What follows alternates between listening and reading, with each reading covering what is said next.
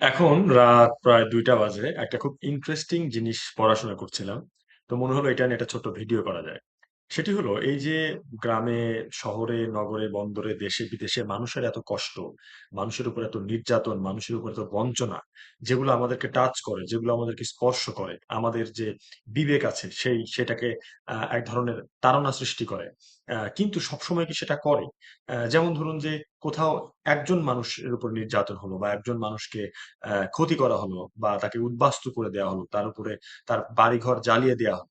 আবার ঠিক অপরদিকে একটা কমিউনিটির উপরে যেমন ধরুন গাজাতে বা যেমন ধরুন সিরিয়াতে বা মিয়ানমারে রোহিঙ্গা ক্রাইসিস যেটি রয়েছে বাংলাদেশে যত মানুষ চলে আসে অনেক মানুষ। সেগুলো কি আমাদেরকে একইভাবে টাচ করে? তো যে বিষয়টি যে আর্টিকেলটা পড়ছিলাম এটির নাম হলো "the more who die the less we care". তার মানে হলো যে যখন নির্যাতনের মাত্রা বা বঞ্চনার মাত্রা সেই ধরনের অত্যাচারটি যখন একজন মানুষের উপরে হয়, ভোগান্তিটা যখন একজন বা দুজন মানুষের হয়, তখন সেটি আমাদেরকে অনেক বেশি টাচ করে। আর যত বেশি মানুষের জীবন রিস্কে পড়ে, যত বেশি মানুষ ভোগান্তিতে পড়ে, তত বেশি আমাদের যে সংবেদনশীলতা, সেই সেনসিটিভিটি আমাদের কমতে থাকে। এজন্য বলা হচ্ছে, "the more who die, the less we care". এই আর্টিকেলটি লিখেছেন পল স্লভিক এবং এই কনসেপ্টটিকে বলা হয় আসলে কম্প্যাশন ফেড। অর্থাৎ কারো প্রতি যে আমাদের কম্প্যাশন সেটা কিভাবে ফেড হয়ে যায়। আমাদের যে সাইকোলজিক্যাল ফিলিং সেটি নাম্ব হয়ে যায়, এক ধরনের নিথর হয়ে যায়। তো সেটি আমরা ভিতরের দিকে যাব যে আসলে এটি কিভাবে হচ্ছে। এই ছবিটা আপনারা দেখতে পাচ্ছেন যে একজন কৃষক তার এটার প্রতীকী ছবি। একজন কৃষক তার লাঙলের সাথে ফাঁসির দড়ি ঝুলিয়ে সিদ্ধান্ত নিচ্ছেন তিনি আত্মহত্যা করবেন। আপনারা জানেন যে এ ধরনের ছবি আমাদের বাংলাদেশে, ভারতে, পাকিস্তানে প্রচুর পেপারে আসে যে কৃষক ঋণের দায়ে আত্মহত্যা করলো। এটি বাংলাদেশেও এটি আছে। এবং এটি কিন্তু আমাদেরকে দারুণভাবে বেদনাহত করে, আমাদেরকে আহত করে। আবার এটি পত্রিকায়, মিডিয়াতে, সোশ্যাল মিডিয়াতে খুবই ভাইরাল হয়। মানুষ শেয়ার করে, সেটি নিয়ে তাদের মতামত, তাদের অনুভূতি ব্যক্ত করে। কিন্তু আ যেটা ম্যাস ভোগান্তি যেগুলো হয় বিভিন্ন জায়গায়, আ হয়তো খরা হলো, বন্যা হলো, বন্যায় কৃষকের সব ধান নষ্ট হয়ে গেল। হ্যাঁ, সেগুলো নিয়েও লেখালেখি হয়।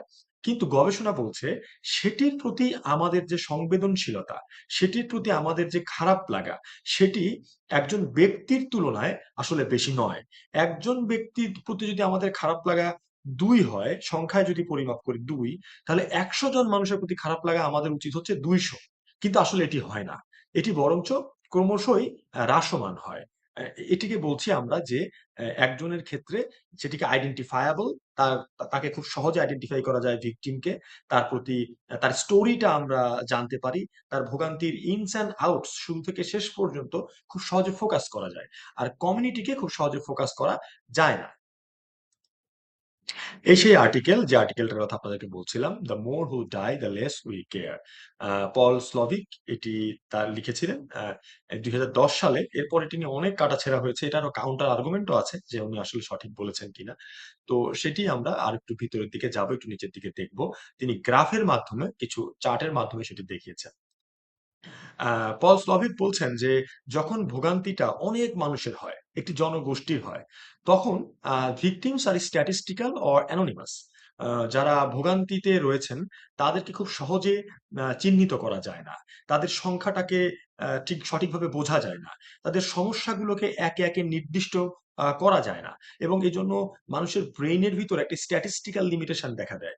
যে ঠিক কত মানুষ, কিরকম মানুষ, কি ধরনের ভোগান্তি, এই কারণে ব্যাপারটি অ্যানোনিমাস থেকে যায়। Stories lack emotional framing. যেহেতু ১ জন বা ২ জন ব্যক্তির গল্পটা পরিপূর্ণভাবে উঠে আসে না বা কঠিন হয়ে যায়, এ কারণে তাদের ভোগান্তির সাথে আমাদের যে ইমোশনাল অ্যাটাচমেন্ট, সেই অ্যাটাচমেন্টটার অভাব থেকে যায়।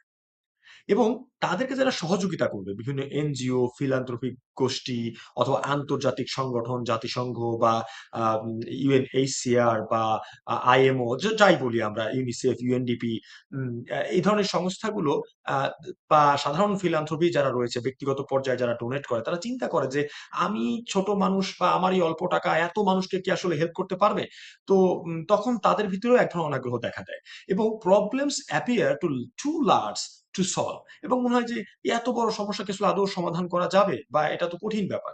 এ কারণে সব দিক থেকে এক ধরনের লিমিটেশনস দেখা দেয়। আমরা যদি এই গ্রাফটা দেখি যে উপরের গ্রাফটা যেটি রয়েছে ভার্টিক্যাল, ধরে নিই সেটি হচ্ছে ভ্যালু অফ লাইফ, একজন মানুষের জীবনের দাম। আরেকটি হচ্ছে যে আহ, যাদের জীবন আসলে ঝুঁকির মুখে পড়ে, যেটি হরাইজন্টাল। তো যদি একজন মানুষ জীবন ঝুঁকির মুখে পড়ে, তাহলে তার যে জীবনের দাম, দুজন মানুষ পড়লে ঠিক ডাবল, তিনজন মানুষ পড়লে তার থেকে 3 গুণ হওয়ার কথা, চারজন পড়লে 4 গুণ হওয়ার কথা। কিন্তু যেটি দেখা যাচ্ছে গ্রাফে যে আসলে গ্রাফটি আসলে ওভাবে হচ্ছে না। গ্রাফটি দেখা যাচ্ছে যে নিচের দিকে নেমে যাচ্ছে। আমরা যদি পরের স্লাইডটি দেখি, আহ, যে এখানে ভ্যালু অফ লাইফ যখন উপর দিকে উঠছে, কখন উঠছে? আমার ডান সাইডে একজন মানুষ তার জীবনটা ঝুঁকির মুখে, দুইজন মানুষ জীবনটা ঝুঁকির মুখে, তিনজন, চারজন, পাঁচজন, এর এন সংখ্যক মানুষের জীবন যখন ঝুঁকির মুখে, আপনি দেখুন যে প্রথমে একজন মানুষের জীবনের দাম কিন্তু হু করে বেড়ে গেল, কিন্তু ঠিক পরবর্তীতে যখন ডান সাইডে ভিকটিমের সংখ্যা বাড়তে শুরু করলো, আমাদের যে কার্ভটি, যে লাইনটি উপর দিকে ওঠার কথা ছিল, যেটি কিনা মানুষের ভ্যালু, জীবনের ভ্যালু এবং নাম্বার অফ লাইফ এট রিস্কের মাঝামাঝি সামঞ্জস্য তৈরি করবে, সেটি কিন্তু ডান সাইডে হেলে গেল। অর্থাৎ জীবনের ভ্যালুটি যেভাবে বাড়ার কথা ছিল, বা আমাদের যেভাবে তাদের প্রতি সংবেদনশীল হওয়ার কথা ছিল, সেভাবে কিন্তু আমরা হলাম না, বরঞ্চ ব্যাপারটি ঠিকই ক্রমহ্রাসমান হয়ে গেল। আবার নিচের ফিগারটি যদি আমরা দেখি, যে ভ্যালু অফ লাইফ যে রেখাটি, সেটি উপর থেকে শুরু হয়েছে, অর্থাৎ একজন মানুষের যখন জীবন ঝুঁকির মুখে, তখন সেটির কিন্তু মূল্য অনেক বেশি উপর থেকে শুরু হয়েছে। কিন্তু যখনই ধীরে ধীরে সংখ্যা বাড়তে শুরু করলো, সেটি কিন্তু ডান দিকে নামতে শুরু করলো। অর্থাৎ তাদের প্রতি আমাদের যে কম্প্যাশন, সেটি ফেড হতে শুরু করলো, সেটি কমে আসতে শুরু করলো। এখন প্রশ্ন হচ্ছে এই জিনিসটি আসলে কেন লাগে, এই নলেজটি কেন প্রয়োজন?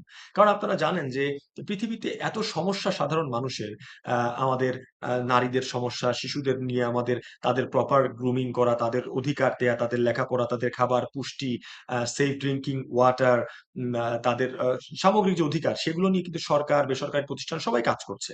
তো তাদের প্রতি যদি আমাদের সংবেদনশীলতাই না থাকে, তাহলে আমরা এই বিষয়গুলোকে ওভারকাম করবো কিভাবে? এ কারণে এই নলেজটি খুব প্রয়োজন। তো আরো স্কলার রয়েছেন, তাদের মধ্যে একজন হচ্ছে ডেবরা স্মল। তিনি বলছেন যে এই কম্প্যাশন ফেটকে কিভাবে অতিক্রম করা যায়। তিনি মনে করেন যে আমাদের যে ইমোশন এবং আহ, আমাদের যে স্টাডি স্কেল আপ করা, আমাদের স্টোরিগুলোকে স্কেল আপ করা, এবং একই সাথে আমাদের দক্ষতার সাথে সেই ঘটনাগুলোকে তুলে নিয়ে আসা, এর মাধ্যমে আমাদের আমাদের কম্প্যাশন সাস্টেইন করতে পারে। এবং আরেকটি যে কাজটি করতে হবে, সেটি হলো ভিকটিমদেরকে আইডেন্টিফাই করা। আমরা গ্রাউন্ড লেভেলে যারা কাজ করি, সরকারি বা বেসরকারি পর্যায়ে, তাদের ভিকটিমকে আইডেন্টিফাই করা, তাদের সমস্যাগুলোকে চিহ্নিত করা এবং সেটিকে সত্যিকার অর্থে উপস্থাপন করা, এবং স্কেলটাকে একটা ফ্রেমিং করা। যেমন ধরুন এখন বিভিন্ন, আপনি যদি এনজিওর ওয়েবসাইটে যান বা সরকারি ওয়েবসাইট গুলোতে যান, ধরুন আমিনা নামে একজন মহিলা আছে, বা মেয়ে আছে, সে একজন বাচ্চা শিশু। তো সে হয়তো ম্যাল নিউট্রিশনে ভুগছে। তার মতো অনেক মানুষ আছে, হয়তো 1 লক্ষ বা 50,000 মানুষ আছে।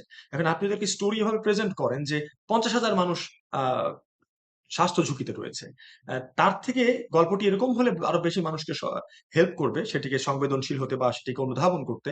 যেমন আমিনা, এই হচ্ছে আমিনা, আমিনার একটা ছবি দেওয়া হলো, আমিনার ছবি দিয়ে বলা হলো যে এই হচ্ছে আমিনা, সে কিনা পুষ্টির অভাবে ভুগছে, তার মতো আরো 50,000 মানুষ আমাদের এখানে রয়েছে। একটা স্টোরিকে কমপ্লিটলি প্রেজেন্ট করে তার সাথে বাকি স্টোরিগুলোকে জেনারেলাইজ করা।